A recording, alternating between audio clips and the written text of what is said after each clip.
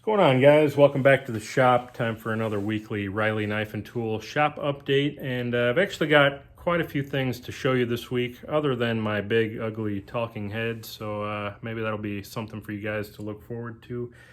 But to preface all of that, I guess I should start by saying that I've once again kind of fallen into yet another I don't know if I want to call it a distraction or, another project or another itch that I've got to scratch. But, anybody that's followed me for a long time knows that that's pretty much par for the course. Uh, I can't hardly get through a single project, I think, without getting an idea for another one or getting an urge to do something else, in addition to or instead of. However you want to look at it. Now, as I'm getting older and hopefully a little bit more mature, I'm trying to somewhat balance things a little bit and, not just move from one project to the next, to the next, to the next, whether I finish them or not. But, if I do move to another project, I'm trying to count that as an additional, rather than an instead of, if that makes sense. And still kind of go back and keep plugging away at the previous ones too. So, we're still doing that.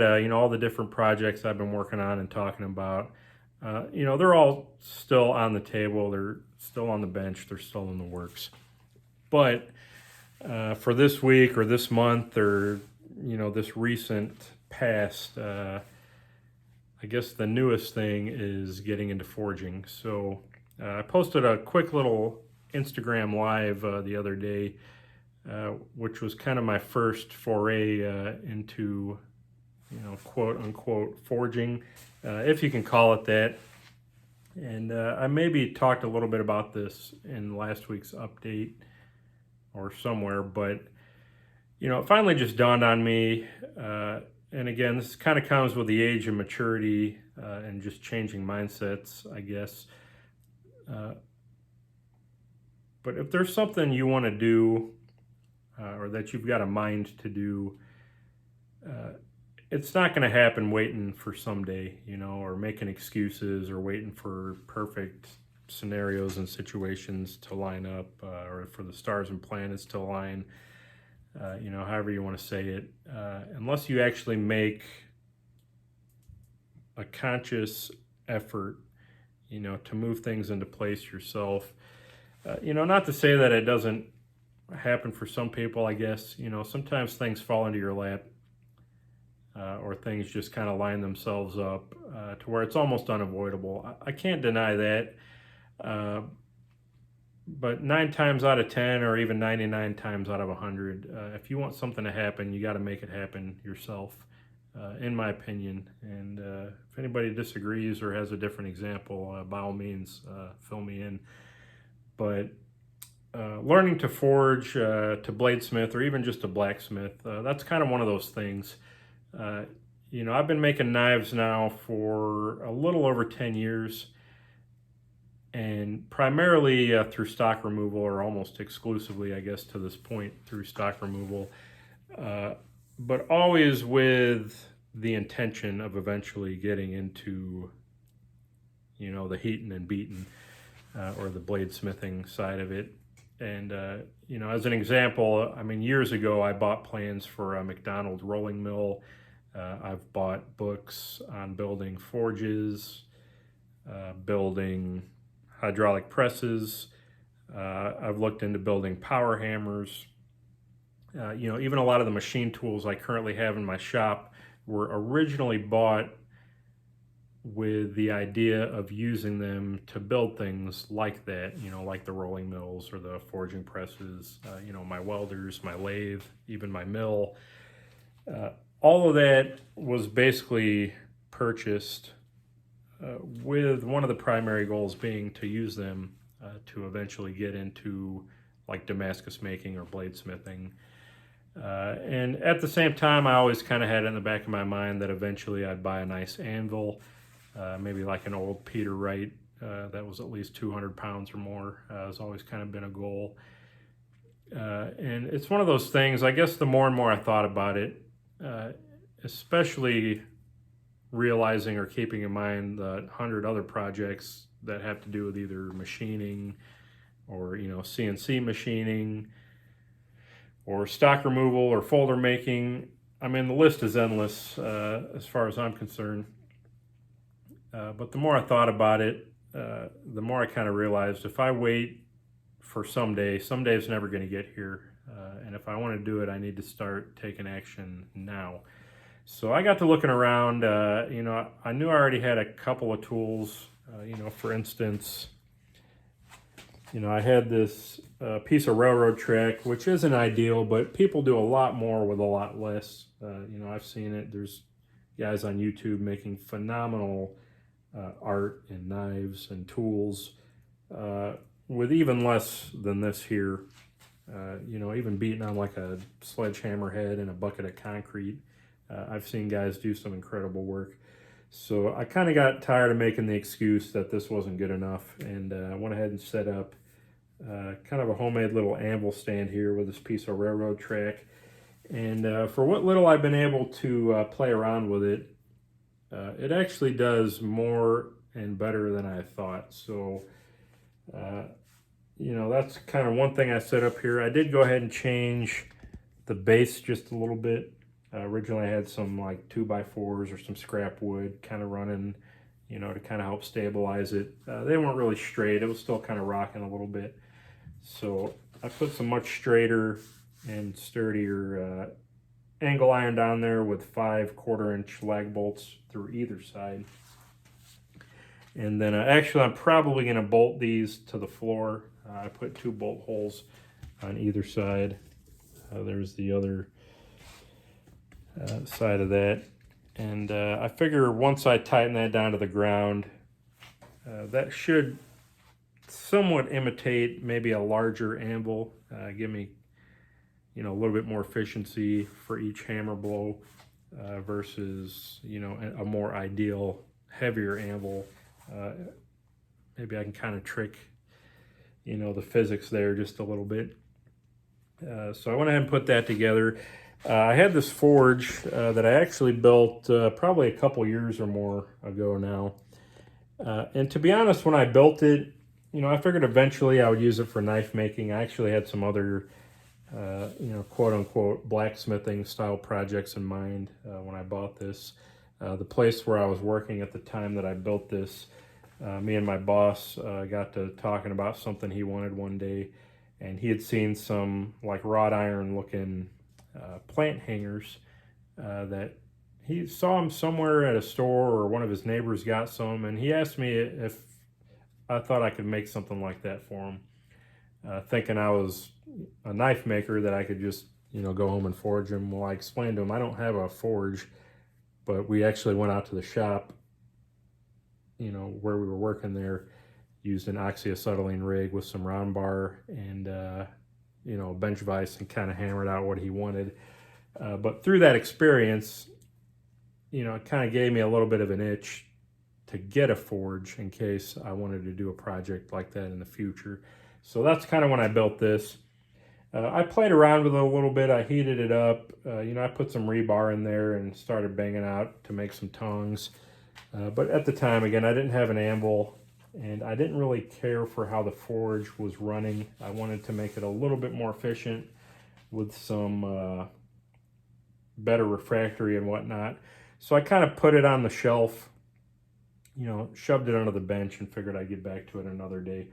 Well, with this recent itch for blacksmithing or bladesmithing, I went ahead and pulled it out, hooked it up, got some gas for it, fired it up, and it played with it a little bit more than I had in the past. And, kind of changed some other things about on it. Covered the back end with some brick, sealed the front end a little bit better. And this forge is actually, it works surprisingly well. Far, far better than the results I was initially getting. I played with the airflow some, I played with the gas, the needle valve, and the regulator, and kind of hit that magic formula, I guess, along with kind of blocking off you know, my openings and hold my heat in a little bit better that way. And there is still room for improvement. But for example, you know, I've got a nearly brand new tank of gas here that I'm working my way through now. But I was foraging with it the other day. I was down to maybe 1 pound of gas pressure. So it's using gas about as efficiently as I think it can. But this thing was just red hot, or, you know, almost yellow hot. Just heating the steel super well. I mean, there's very little scaling. I had a good atmosphere in there. Got good airflow. Everything sounded great. So with a little playing around and a little tweaking, this forge is actually working surprisingly well. And again, I can make it even better, I think, with some alumina-based refractory coating on the inside, like some ITC 100. I may also see about getting a temperature control for it, or at least a thermocouple and a PID to monitor the temperature. There may be a way to hook up an electric solenoid to it to somewhat automate the temperature control. I'm going to look into that a little bit more. But I'd also like to even just see about static temperature control just by playing with the valves to see how consistent I can get an inner temperature or not. So that'll be something else to play with. But again, it's working a lot better than I thought it was. So very happy about that. Now, another thing I kind of started playing around with, you know, I had this old punch lock hammer. Fortunately, I've already busted the handle apart, and I'm not even sure if it's a hardened hammer or not, but, you know, it was crooked. The handle was crooked. It wanted to glance off every time I hit something with it. Ended up kind of, well, breaking it for one, but I set that aside. You know, I've got this hammer, little 3 pound, I think it is, maybe a 2 pounder. Sledgehammer. It's a little bit too short though. It's good for like finer control, I guess, but it really wasn't working too well. So I actually ended up going to Menards and getting some of these, which are not ideal. You know, I really honestly hate fiberglass handles, especially with a rubber coating. But for now, they're better than nothing, and they've got a lifetime warranty, so can't hardly beat that. But I took them over to the belt grinder, softened up the corners on it a little bit. So this one's actually got a nice round face. This is a 4 pounder cross peen. I rounded this back over a little bit more, polished them up. So that should actually forge pretty nicely. This one I made a little bit flatter. It's just a 3 pound cross peen. I kept a little bit more flat on the face, but softened those corners up more just to minimize hammer marks. And this little 2 pound booger here, I rounded one and pretty much took the corners all the way off. Put a nice polish on it. And then this side I left a little flatter with a little more gradual corner. So this will be a little bit more of a detail hammer, but a lot more leverage. I can get a lot more force out of this one. Probably say than even this one. And I may play with the hammer faces on this one a little bit more as well. But I figured between the forge, my railroad track, and these 3 hammers, I could probably do quite a bit. Now I'll just show you what I've been working on here. This is a piece of shaft that I've just been drawing out, and got a piece of round stock somewhere here just to maybe show you what I started with.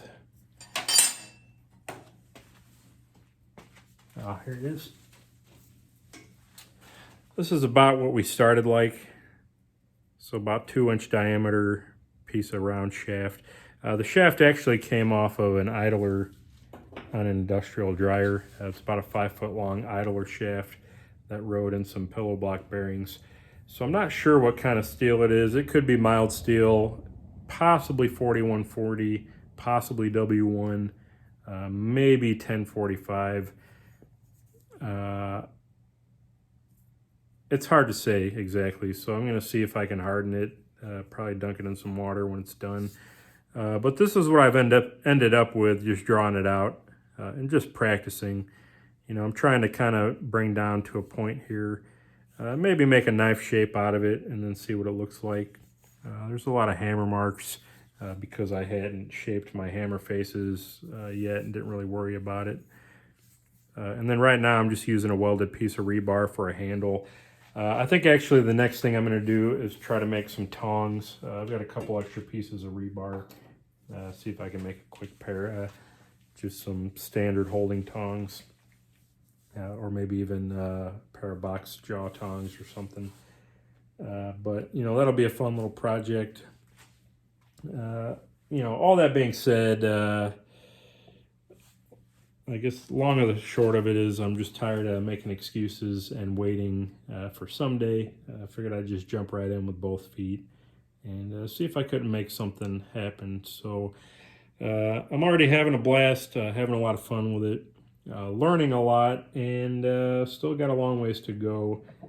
But at least we've started, and you know, for that eventual day when I do get a rolling mill or forging press or a power hammer, or even just a decent anvil, I'll at least have this experience ahead of me. Or, you know, even just getting a better hammer, you know, with a wooden handle instead. You know, that'll be something to look forward to one day. But, you know, for now, we'll see what we can tear up and destroy and see if maybe we can make something pretty while we're at it at the same time. And actually, I've got a scrap mason stake over here, or maybe it's outside. My kid found in the yard. I might bang that into something, you know, make some little leaves or maybe a bottle opener or something like that. But, you know, at any rate, that's the update for this week. Again, I've still got 100 other projects I'm working on, but this is kind of just a slight little detour for now, while still working on and towards the other goals and projects. Which, by the way, I'll end with a quick rant. You can see right now I've got this forge set up on my table saw. I brought this over here, and already I'm realizing it's just way too big. It's just in my way. It's not ideal. I don't want to damage my saw either. So it's probably not a great idea to have a 2,000 plus degree forge blowing away on it. But I decided I need to get like a rolling cart to put this forge on. So I got on Amazon, found one for about $45 or $50. Ordered it. It was supposed to be here Tuesday. Tuesday came and went. Still sitting in transit in Illinois, about an hour and a half away from here. Next day, scheduled for 9 o'clock the next day. Came and went. Now it's the following day, the third day, scheduled for delivery. It doesn't even give me a time anymore. I guess the package was lost or damaged. But unfortunately, Amazon doesn't let you do anything until tomorrow. So I guess I probably should have just ordered a whole nother one. And then I just have two or get a refund on this one, but I didn't. I guess I'll wait till tomorrow and see if I can get a replacement shipped out immediately or get a refund and buy a different one. But hopefully by next week, this will be sitting on its own dedicated cart, take up much less room and be a lot more useful to me. So that's kind of the goal. The immediate goal, again, we might play with these hammers a little bit more, although I think they're going to work quite a bit better than they first did. And we'll see if maybe by next week we don't have a pair or two of tongs to play with. where I'm not constantly having to weld this back onto whatever I'm playing with. So that's it, guys. Again, hopefully next week's update has something I can show you that's forged. We'll see, of course, on how all that goes, but this one's gone on long enough. So appreciate you guys for sticking around. Hopefully this week's was a little more entertaining with showing you just more than my big fat head. But again, thanks to all you guys that are tuning into these. Thanks to all the new subscribers. And keep an eye out on my Instagram. Maybe I'll have some other things coming along this week for you, as well as the weekly updates. And maybe we'll even try to sprinkle in a project video within the next week or two as well. So that's it, guys. Thanks for watching.